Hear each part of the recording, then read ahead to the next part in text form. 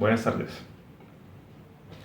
El día de hoy quiero hacer un video sobre un tema sobre el que he estado investigando, que he estado leyendo, que he estado viendo, que no me lo he inventado yo, pero al que le quise poner un nombre y que he bautizado como psicopatologización de la vida cotidiana.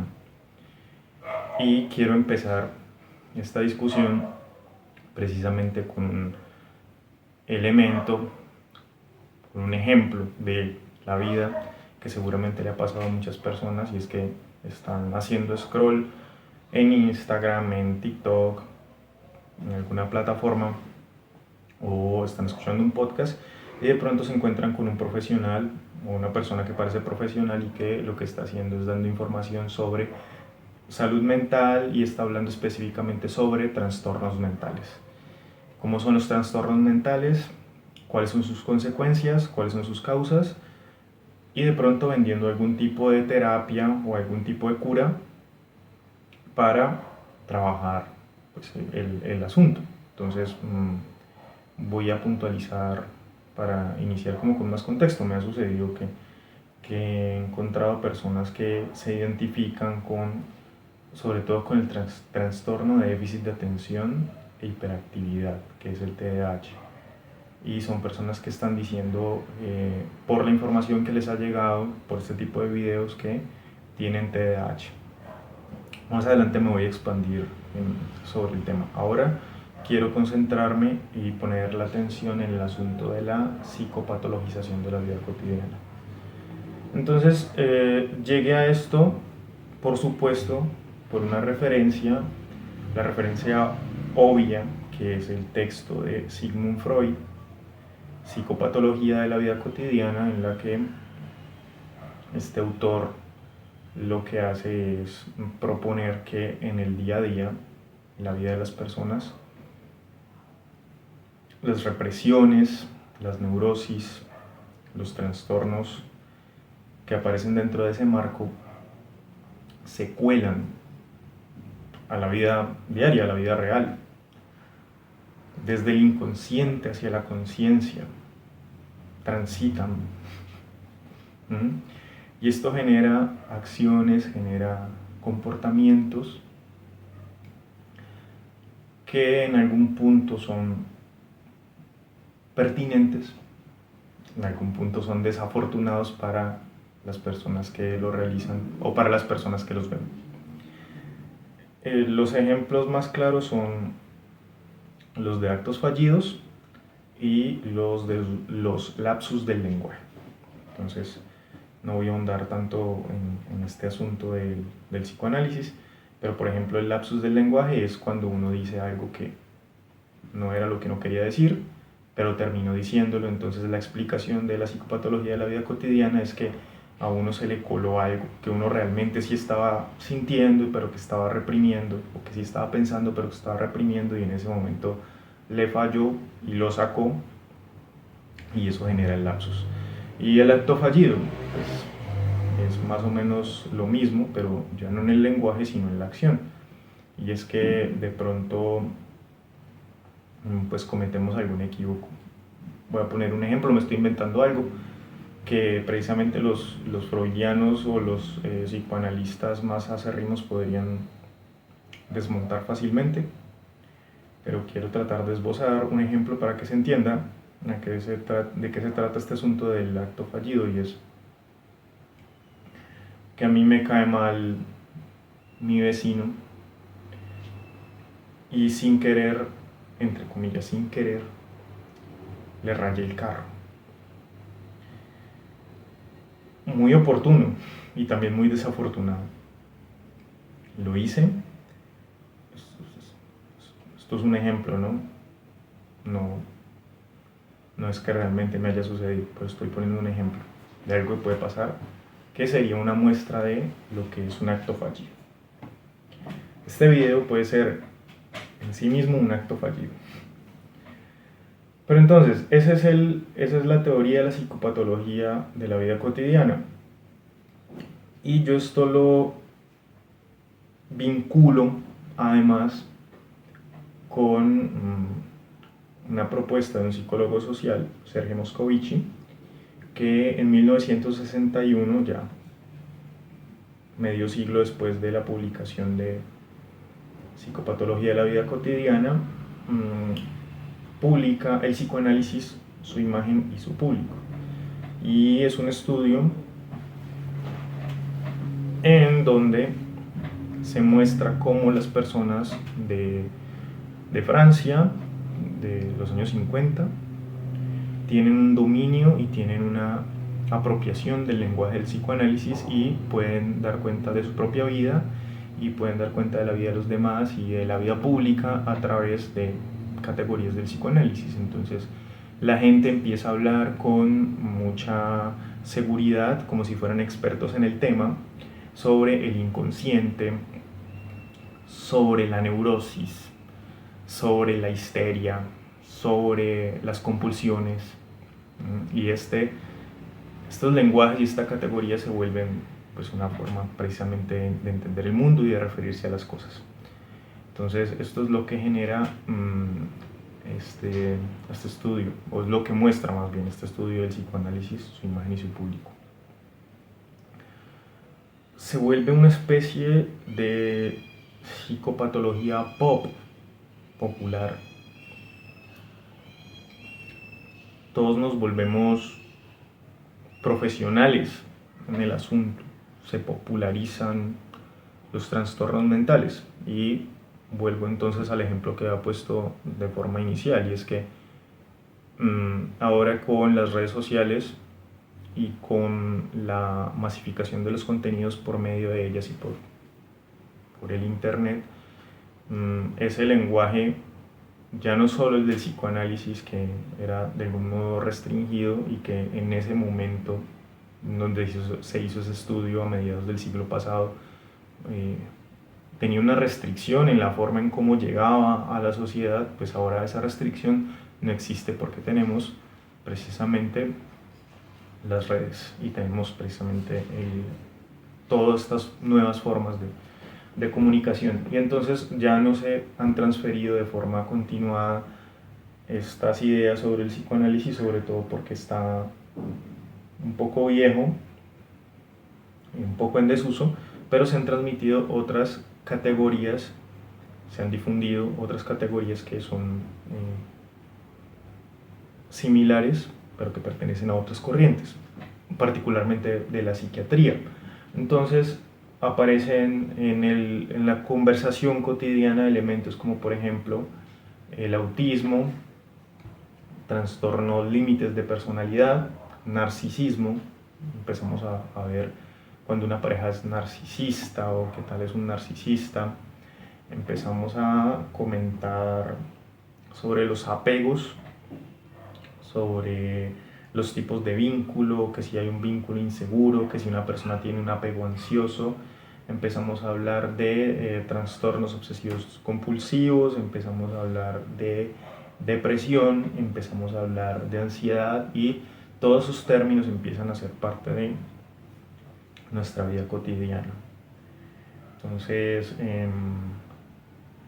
bueno, hablando de la anécdota que comenté, también conozco a varias personas que en la finalización de su década de los 20, es decir, ya cuando tienen 28 o 29 años o principios de sus 30, incluso casi hasta los 40 años, empiezan a hacerse exámenes, empiezan a buscar si tienen algún trastorno mental específico. Entonces he encontrado con colegas, por ejemplo, que están viendo a ver si de pronto tienen algún trastorno, están dentro del espectro autista.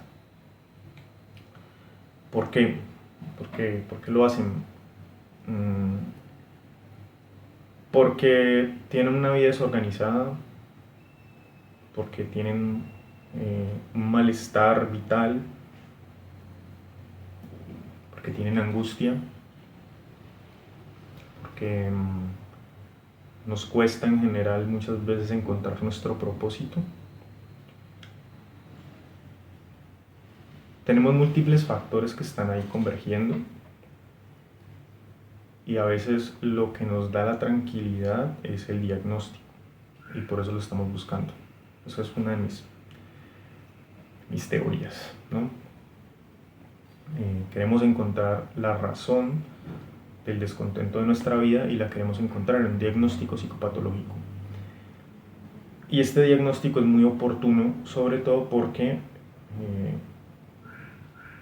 me quita la responsabilidad personal, no es mi culpa ser como soy, tampoco es culpa del sistema, aunque sí es culpa del sistema, pero pues en esa lógica no es culpa del sistema, sino que se debe a un tercer elemento que es normalmente el funcionamiento neurológico. Mi cerebro funciona de tal forma, yo tengo una disposición patológica de tal forma y por tanto mi comportamiento es en ese sentido correspondiente a la forma de ese diagnóstico. Y ya con eso cierro, digamos, un círculo de significado. Entonces, quiero hablar de un par de elementos que ya he ido esbozando acá con respecto a la psicopatologización de la vida cotidiana. Y primero es que al decir psicopatologización, muy a propósito, estoy hablando de un asunto ideológico. Estoy hablando de una lectura, de un foco que tenemos para leer la realidad, para leernos a nosotros mismos y para leer a las demás personas, y empezamos a darle forma a nuestra vida a través de eso. Entonces, por lo menos, si en mi caso personal, estoy hablando otra vez en una hipótesis, yo fuera una persona que tuviera mucho desorden, bueno, ya no me voy a referir más al TDAH, que ya lo he dicho mucho, pero sí, otra vez al ejemplo, yo fuera una persona que tiene dificultades para socializar, que es una persona que tiene ideas fijas, que le molesta adaptarse a nuevos cambios, que le molesta exponerse. Fácil. Tengo autismo. Fácil. Eso es algo que se puede decir. No me estoy refiriendo a que esa sea la forma en cómo sucede realmente. Pero eso es a lo que me refiero. Eso es lo que yo quiero decir. Esta psicopatologización es ideológica, al punto en donde me permite a mí afianzarme dentro de una identidad y me permite a mí actuar desde ahí.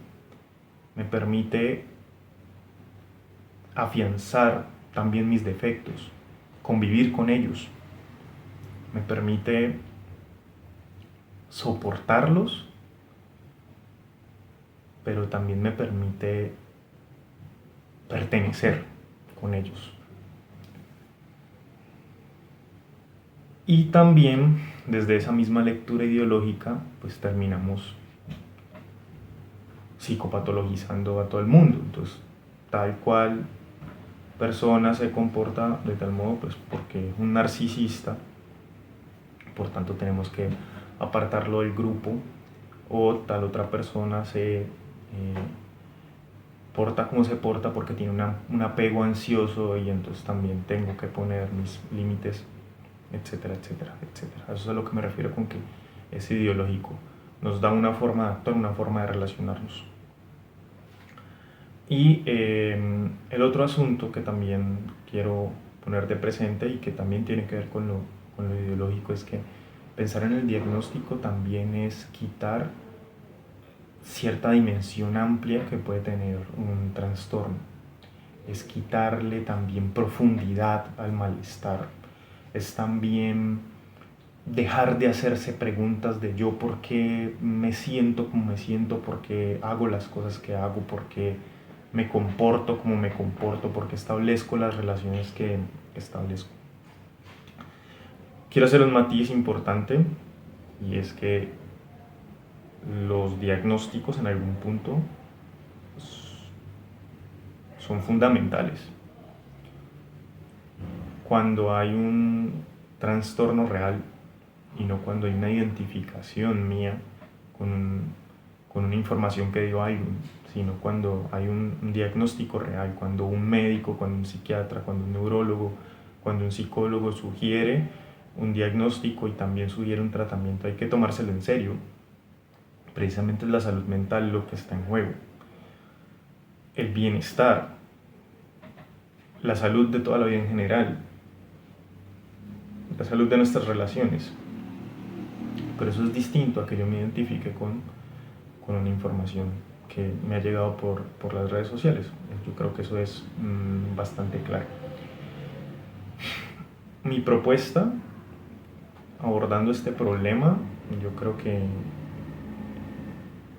más allá de hacer una simple crítica a que la vida es horrible, que la vida es una mierda, que las redes sociales nos tienen jodidos.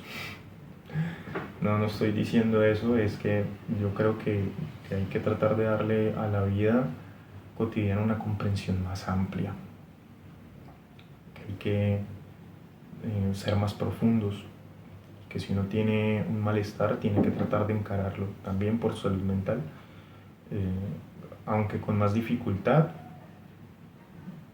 con herramientas distintas y también con una apertura, con una disposición. Ahora, hacer esto es complicado. Conocerse a sí mismo y cuidar de uno mismo, explicarse a uno, convivir también con la angustia, es difícil, genera malestar también requiere tiempo. En muchos momentos requiere de dinero para pagar a un profesional que de algún modo nos pueda acompañar en ese tránsito. Sin embargo, creo que vale más la pena, nos da una posición ética, nos da una posibilidad de libertad en la cual nosotros podemos entender lo que sucede y nos da posibilidades de actuación y sobre todo nos da posibilidades de transformación y nos da posibilidades de entendimiento, que todas esas son cosas que no dan los diagnósticos. Ya, entonces con eso quiero cerrar este problema de esta semana, la psicopatologización de la vida cotidiana, y quiero invitar a las personas que están viendo este video, pues quiero primero agradecerles por verlo, pero también les quiero invitar a que ya saben, hagan toda la vuelta de suscribirse y también de seguirme en mis redes sociales y continuar el debate. El ejercicio de esto es porque yo tengo una preocupación por cómo está el mundo y me parece que este es un espacio donde se puede empezar por lo menos a hablar de una forma distinta de eso que está pasando.